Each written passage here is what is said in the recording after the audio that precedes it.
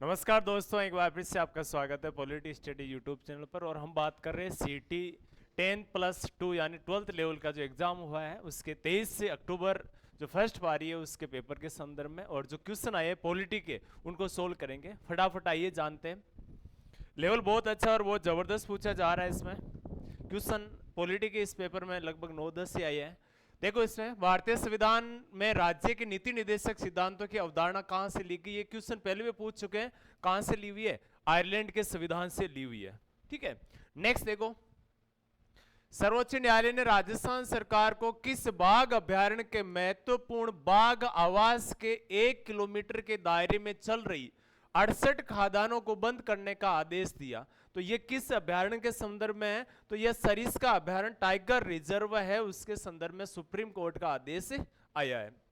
Next question देखो, किस संवैधानिक संशोधन द्वारा शहरी स्थानीय स्वशासन को संवैधानिक दर्जा दिया गया? शहरी स्थानीय स्वशासन का मतलब हो गया नगरीय स्वशासन। और नगरीय स्वशासन की अगर हम बात करें तो ये इसको हमने 74वें संविधान संशोधन हुआ था 1992 में, उसके तहत इसको संवैधानिक दर्जा मिला। और दूसरी बात याद रखना, ये इसका ऑप्शन हो जाएगा बी, राइट। 44वां संविधान संशोधन हुआ था 1978 में, 74वां संविधान संशोधन हुआ था 1992 में, और 73वां संविधान संशोधन जो पंचायती राज से संबंधित था 1992 में हुआ था, और 42वां संविधान संशोधन हुआ था 1976 में। और इसको भारत का मिनी संविधान या मिनी कॉन्स्टिट्यूशन ऑफ इंडिया कहा जाता है। 74वें संविधान संशोधन को हमने लागू किया था 1 जून 1993 में।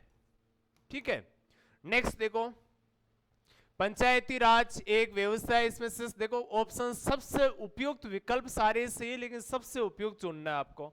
सबसे उपयुक्त स्थानीय सरकार, बिल्कुल। स्थानीय स्वशासन भी है, स्थानीय प्रशासन भी है, लेकिन यहां से हम बात करें तो ग्रामीण स्थानीय स्वशासन है। स्थानीय स्वशासन के दो भाग होते हैं, ध्यान रखना। एक को तो हम बोलते हैं नगरीय या शहरी, और दूसरे को बोलते हैं पंचायती राज। दूसरे को क्या बोलेंगे? पंचायती राज।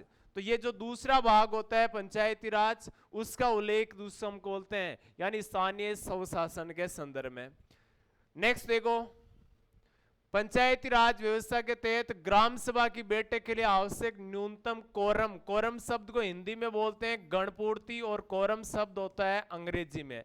तो ये ग्राम सभा है। सीटी का देखो 22 अक्टूबर के दोनों पारियों में पूछा गया, 23 अक्टूबर को फर्स्ट पारी में पूछा गया, 3 बार पूछा जा चुका है 6 पारियों उसमें से। और पहले इसमें याद रखना, भारतीय संविधान के अनुच्छेद 243 के ए भाग में ग्राम सभा है। ग्राम सभा को शॉर्ट तरीके से मैं और बताऊं तो ग्राम सभा को कहा जाता है प्रत्यक्ष लोकतंत्र का उदाहरण इसको बोला जाता है।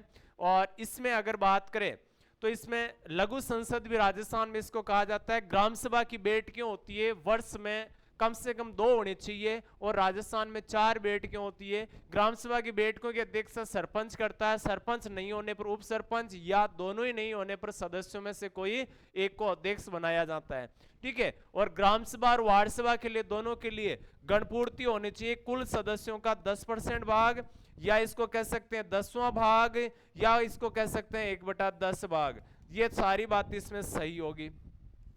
राज्यपाल की कार्यकारी शक्तियों के संदर्भ में आपको सही कथन चुनना है। कौन सा सही कथन है? देखो, इसमें राज्य सरकार की सभी कार्यवाहियां औपचारिक रूप से राज्यपाल के नाम से की जाएगी। एक तो याद रखना, ये जो सारी बातें लिख रखी है अनुच्छेद 166 में है, किसके नाम से की जाएगी? राज्यपाल के सभी नाम से किए जाएंगे। वह राज्य के प्रशासन से संबंधित कोई जानकारी तथा कानून के प्रस्ताव के बारे में मंत्रियों से जानकारी नहीं मांग सकते। मैं एक चीज बताऊं, मंत्रियों के बारे में अनुच्छेद 166 में, अनुच्छेद 164 में ऐसा कोई उल्लेख नहीं है कि मंत्रियों से जानकारी ले सकते या नहीं ले सकते हैं। हाँ, अनुच्छेद 74 में, अनुच्छेद में अगर बात करूं 163 में लिखा हुआ है कि एक मंत्री परिषद होगी। मंत्री परिषद राज्यपाल को परामर्श देने का काम करेगी, जिसका मुखिया मुख्यमंत्री होगा। ठीक है, दूसरी बात याद रखना, राज्य सरकार के कामकाज से अधिक सुविधाजनक संचालन के लिए नियम बना सकते हैं। यह भी कहां उल्लेखित है? 166 में उल्लेखित है। वह मुख्यमंत्री और अन्य मंत्रियों की नियुक्ति कर सकते हैं। संविधान का अनुच्छेद कौन सा है? 164 के अनुसार इनकी नियुक्ति, मुख्यमंत्री अन्य मंत्रियों की नियुक्ति, उनका कार्यकाल, योग्यता, शपथ, वेतन, भत्ते, और कोई व्यक्ति मंत्री बन सकता है 6 माह में सदस्यता होने चाहिए। सारी बातें सही है, तो ए सही है, बी नहीं है, सी और डी सही है। तो कौन सा ऑप्शन सही हो जाएगा? ए सी डी, सी ऑप्शन इसमें राइट हो जाएगा। नेक्स्ट देखो, राजस्थान लोक सेवा आयोग कहां स्थित है? यानी इसमें पूछा है कि आरपीएससी कहां है, तो आरपीएससी कहां स्थापित है? अजमेर में। आरपीएससी की शुरुआत में स्थापना तो हुई थी ये जयपुर में। जयपुर शासक थे सवाई मान सिंह सेकंड, उनके द्वारा आरपीएससी की स्थापना के लिए 16 अगस्त को एक अधिसूचना आई थी, उसको लागू किया था 20 अगस्त 1949 को, और 22 दिसंबर 1949 को आरपीएससी की स्थापना जयपुर में होती है। फिर 1956 में, याद रखना, जयपुर से कहां स्थानांतरित कर दिया इसको? जयपुर से अजमेर स्थानांतरित कर दिया गया। किस समिति की सिफारिश पे? तो याद रखना है सत्यनारायण राव समिति की सिफारिश पे।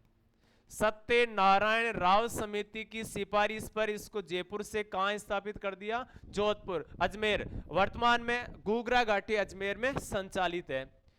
भारतीय संविधान के हिंदी संस्करण का सुलेखन किसके द्वारा किया गया? बहुत अच्छा और जबरदस्त क्वेश्चन है, यानी बसंत कृष्ण वैद्य द्वारा इसका अंग्रेजी से हिंदी में अनुवाद किया गया, और अनुवाद करके इसको याद रखना है, बसंत कृष्ण वैद्य ने देहरादून से पब्लिश किया था।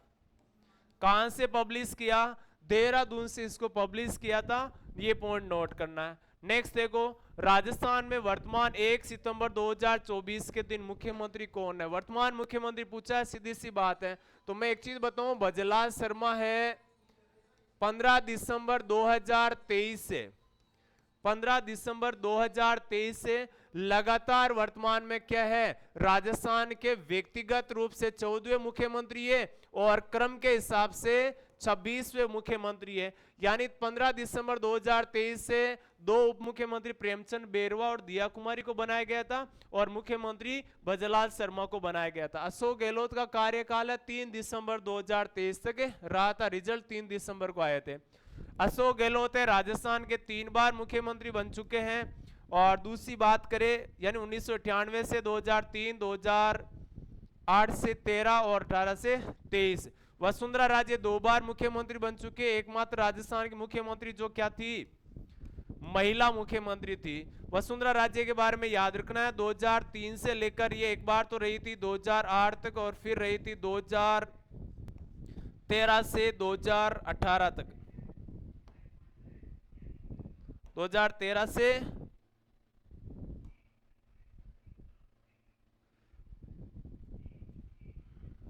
2018 तक राजस्थान की मुख्यमंत्री रही थी।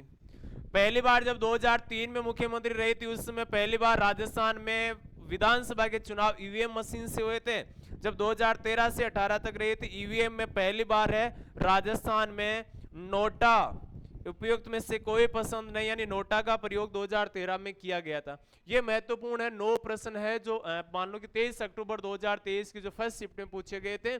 इसी प्रकार सभी प्रकार के प्रश्नों के जानने के लिए आप फॉलो करिए पॉलिटी स्टडी यूट्यूब चैनल के प्ले लिस्ट को, और कंटिन्यू इसमें सभी उत्तर और प्रश्नों के जवाब आपको करंट अपडेट के साथ में, विश्लेषण के साथ में मिलेंगे। आज के लिए जय हिंद, नमस्कार साथियों।